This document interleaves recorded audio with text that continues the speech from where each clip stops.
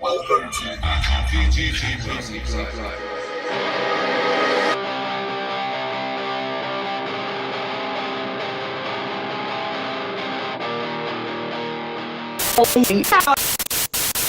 Aujourd'hui, BG Music Club, nous sommes avec Stinky.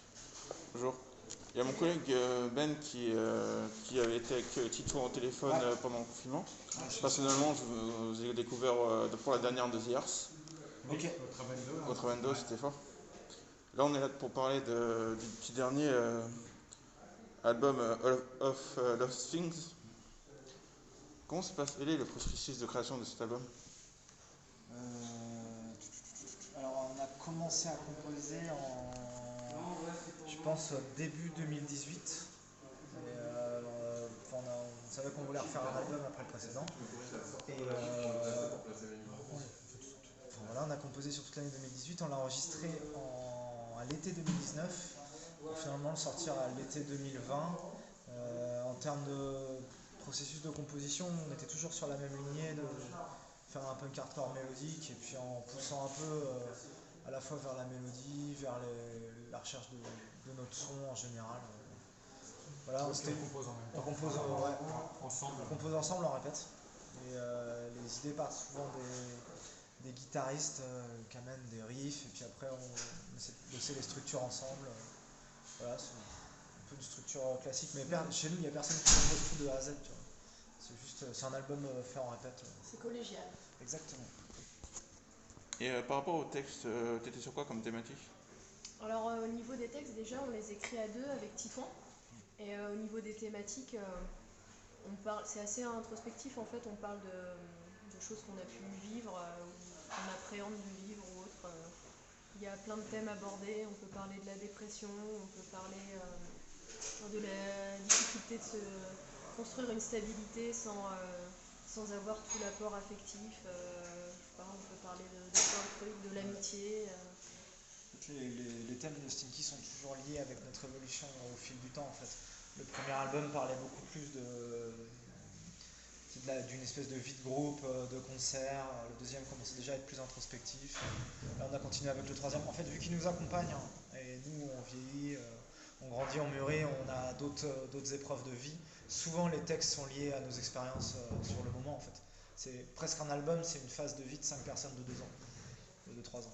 Ça dépend de comment on compose. Mais souvent c'est ça quoi. Là, vous avez repris pour cet album Routed Man en acoustique. Ouais. Pourquoi ce titre particulier?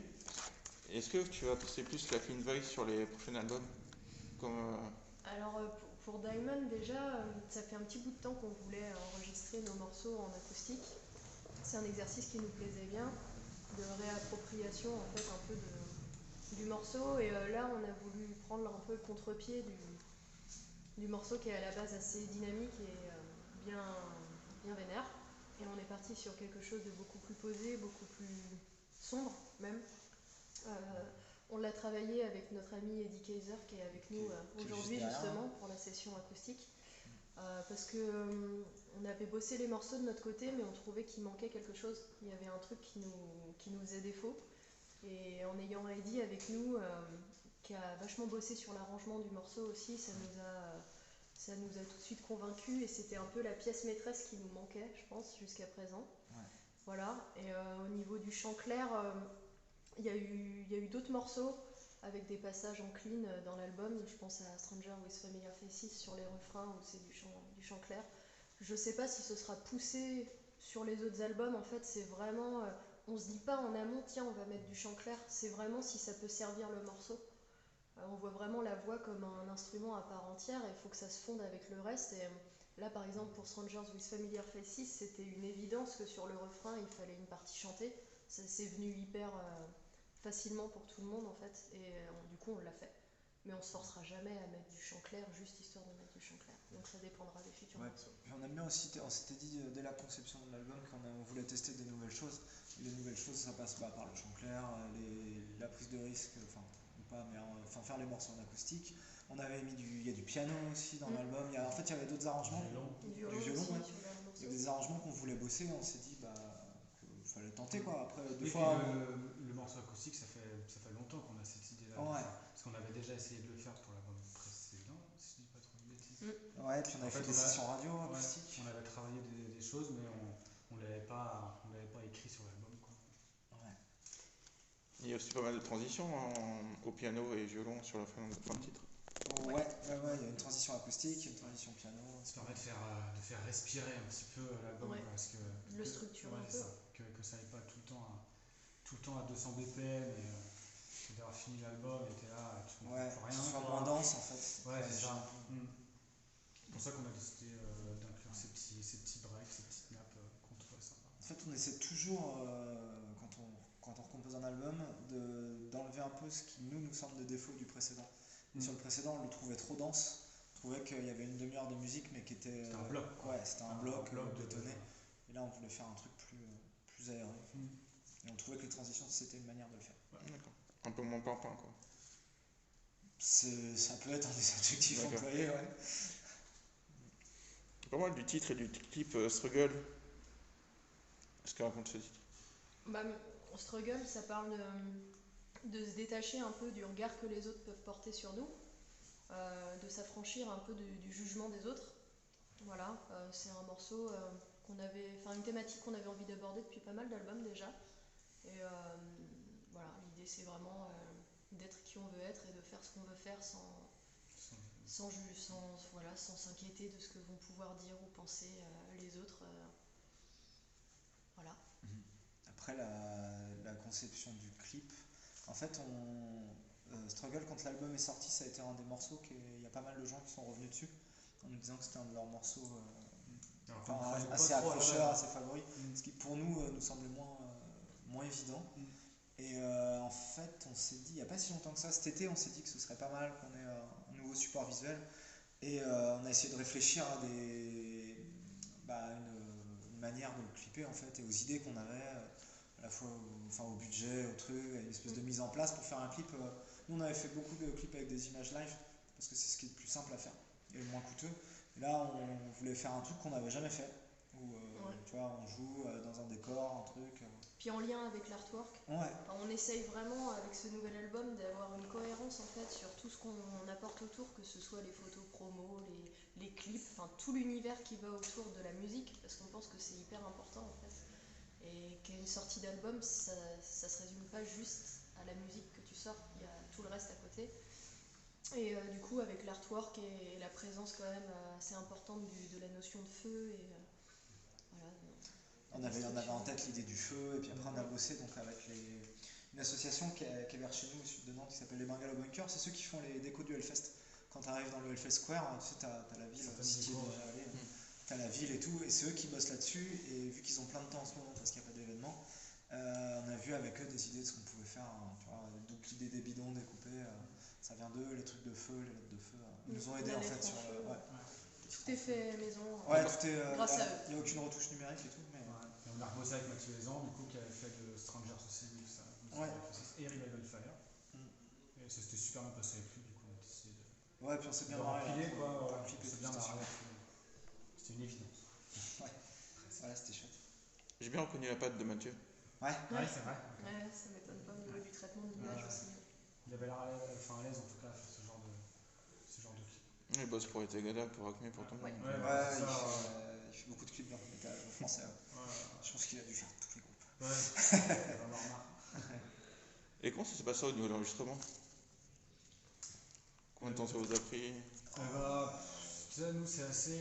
Ça ne prend pas énormément de temps parce que c'est beaucoup cher. Je crois, sans dire trop de conneries, ça nous a pris 3 un jours de mois. batterie. On a mis un mois entre le premier jour de batterie et la fin des chœurs. Mais dedans, il y avait des moments espacés, on fait des prises chant qui sont étalées, prises chœur, on revient sur des trucs. Je pense que c'est peut-être 15 jours. Ouais, je pense 15 jours max, mais qu'on avait étalé sur un mois, tu vois, le temps de retraiter un peu les pistes. Ouais. Plus une journée pour enregistrer l'acoustique, le piano, le truc. Mais autour d'un mois dans la globalité, mais t'es pas en studio tous les jours, quoi. Parce que finalement, on a enregistré dans 3 lieux différents. Tu vois. Ouais. On a enregistré à La Roche-sur-Yon, au Nomade Audio, on a enregistré chez Arthur, Qui est Brunberg Recording, et au Baptiste Café. à Nantes pour la session acoustique. Ouais. Donc, mais ouais, sinon ça s'est bien passé. Hein. On savait à peu près où on voulait aller. C'était le 3e album qu'on faisait, donc tu vois, on a enregistré avec des gens qu'on connaissait. Il y avait les habitudes de studio, les trucs. Ça s'est plutôt bien passé. Et comment s'est passée l'expérience Hellfest from Home? Et ben c'était l'expérience, c'était super. C'est très stressant. C'est très stressant. Déjà parce que ça faisait un moment qu'on n'avait pas joué. Et se retrouver face caméra, avec une grosse caméra sur un bras et tout, et puis que des techniciens finalement devant toi. Et, En fait, c'est un peu comme tourner un clip, mais sans le playback. Ouais. Ça faisait un peu plateau TV, tu vois, mine de rien. Et Nous, on connaît pas du tout. c'est des choses qu'on n'a pas l'habitude de faire. Donc, on s'est mis un peu la pression, mais bon, il fallait. Et puis c'était surtout super hyper stressant. déroutant de se dire que tu jouais à la fois devant personne et devant plein de monde. Ouais, c'est Parce ça. que quand on s'est rendu compte qu'il y avait 400 000 streams Le sur nombre de cette streams vidéo, qu'on voyait, tu vois. les retours que ça a pu avoir, ça a été limite des retours plus impressionnants que pour notre date sur la Warzone.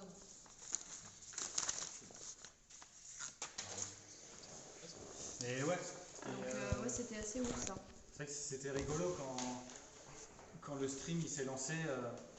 On voyait les commentaires défiler, les machins, c'était assez fun ça. Ouais, et puis il faut aussi imaginer que c'était un truc où quand tu joues, tu n'as aucune idée du son qui va être diffusé. Nous, on joue sur un plateau, c'est comme un concert avec des retours, mais tu n'as aucune idée du son quand il sort en télé. Et du coup, tout ça, c'est des facteurs sur lesquels tu n'as pas du tout la main et qui sont. Moi, je trouve ça super stressant. En fait, tu joues en n'ayant aucune idée du rendu que ça, tant visuel que sonore. Donc, c'est. Même au niveau de l'image, tu vois, Tu sais pas ce que ça rend. Mais ça rend super bien. Mais c'est très content. Voilà, ça fait et tout. Mais sur le moment, t'es. Ouais, t'es un peu. Enfin, t'es fumé quoi. T'avais que des retours, t'avais rien d'autre En fait, il n'y avait pas de son en façade. Chaud. Donc, nous, on jouait, si tu veux, t'avais nos retours habituels quand on joue, mais t'as pas de son qui est projeté, vu que c'est vraiment une capta pour la télé en fait. Du coup, c'est très bizarre. C'est spécial. Devant toi, t'as des caméramans qui n'entendent que le son de la batterie et le son des amplis. Et ils n'entendent pas la voix parce que la voix n'est pas projetée. C'est vraiment au sein du groupe. Ouais. Mais c'était une super expérience. Ouais, c'est parti. Si c'est à refaire, moi je le refais demain, mais Ouais. c'est des choses. Puis nous, on avait sorti l'album juste avant. Enfin, c'était vraiment un super coup de promo. Tout était. C'était très cool quoi. Parce qu'on a sorti l'album le 12 juin et c'était le 18 juin qu'on faisait ça, ou 18-19, donc pour nous c'était C'est le plutôt bel en royal, or, ouais. tu vois. Ouais. Vos promos c'était juste super quoi. Donc, Ça nous permet aussi d'avoir un objectif en tant que groupe. Je savais que les concerts d'été c'était mort. Au moins là on répétait pour faire un truc. ouais, on remercie encore Johan, encore une fois. C'était cool. C'est vrai, franchement, on devait nous permettre de faire ce genre de choses. C'était super chouette. Et ça vous a fait quoi de grandir du côté de Clisson? Bah, disons que ça nous a permis, parce que j'imagine que ta question est en rapport avec le Hellfest, parce que sinon, à part les vignes et le bon muscadet... Le château, qui est pas Voilà. super. Non, sinon, ça nous a permis très jeunes d'avoir accès à des concerts de groupes assez ouf qui viennent du monde entier. C'est-à-dire que quand tu as 14 ans et que tu vois tes premiers concerts de hardcore, c'est juste hyper inspirant. Tu as juste envie de faire la même chose. Tu as envie de faire de la musique en fait. Et ça donne la niaque. C'est plus ça, ça nous a permis d'accéder à 10 minutes de chez nous à des groupes de dingue, à des concerts fous dans des conditions folles, tout simplement. Je pense que c'est ça. Que ça... C'est une chance, c'est une vraie chance qu'on Ouais. a eu quand même. je Ah bah pense, hein. grave. Hein. Puis nous aussi à l'échelle, ça a vachement développé la scène. La scène dans l'Ouest quoi. Ouais. La scène tous les Dans la région, metal, ouais. punk, hardcore. Les ça gens a- ont eu la niaque pour faire des groupes quoi. Ça a vachement démocratisé l'idée de musique extrême chez nous, tu vois. Que ce soit dans la région nantaise, t'as plein de gens qui portent Ouais, des fesses, des vieux, des trucs. Les gens se sont dit que c'était. Ouais, voilà, il y a Personne tout le lambda côté qui- métal, enfin tu sais, ils comprennent ce que c'est en fait. Mm. Je pense que chez nous, ça a vraiment démocratisé. Même ça. chez nos parents quoi. Ouais. Tu vois, nos parents avant c'était un truc hyper obscur, tu vas pas aller là-bas, c'est trop chelou. Et puis bah maintenant, c'est comme si c'était la fête de la musique quoi. Pour eux c'est pareil. Est-ce que c'est bien, est-ce que c'est pas bien? C'est un autre débat. Et ça fait un peu un multisite que j'ai testé sur le site du Hellfest, les gens ils font du vélo et tout, c'est... Ouais, de toute façon, ça, ils c'est ont dingue. il y a un sentier communal qui Ça, est c'est très- ça, c'est dingue, je trouve. Ça c'est chouette. Ouais. Et vous avez été validé par Lou de Scufitol. Et, C'est validé. et est-ce que vous aurez peut-être des possibilités plus tard aux États-Unis quand ça sera débloqué? Alors, là-dessus, on n'en a aucune idée en fait, parce que